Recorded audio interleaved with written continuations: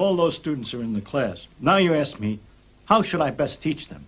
Should I teach them from the point of view of the history of science, from the applications, My theory is that the best way to teach is to have no philosophy, is to be chaotic and confused in the sense that you use every possible way of doing it.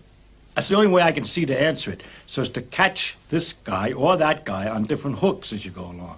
That during the time when the fellow who was interested in history is being bored by the abstract mathematics, on the other hand, the fellow who likes abstraction is being bored at another time by the history. If you can do it so you don't bore them all the time, perhaps you're better off. I really don't know how to do it.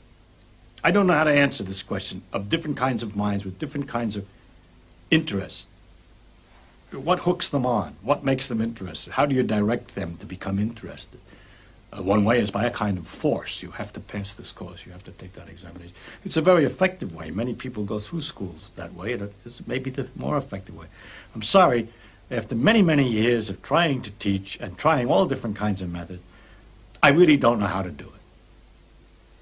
I got a kick when I was a boy of my father telling me things, so I tried to tell my son things that were interesting about the world. When he was very small, I used to rock him to bed, when he goes to bed. I'd tell him stories, and I'd make up story about little people that were about so high, would walk along, they would go on picnics and so on. They lived in the ventilator, and they'd go through these woods, which had great, big, long, tall, blue things like trees, but without leaves and only one stalk, and they were and they had to walk between them and so on. And he'd gradually catch on, that was the rug, the nap of the rug, the blue rug.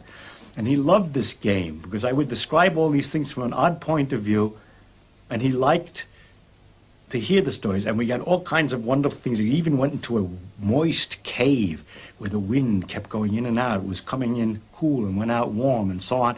It was inside the dog's nose that they went. And then, of course, I could tell him all about physiology by this way and so on. And he loved that, and so I told him lots of stuff. And I enjoyed it because I was telling him stuff that I liked, and we had fun when he would guess what it was and so on. And then I have a daughter, and I tried the same thing. Well, my daughter's personality was different. She didn't want to hear the story. She wanted the story that was in the book repeated again and read to her. She wanted me to read to her, not to make up stories. And that's a different personality. And so if I were to say a very good method for teaching children about science is to make up these stories of a little people who it doesn't work at all on my daughter, it happened to work on my son, okay?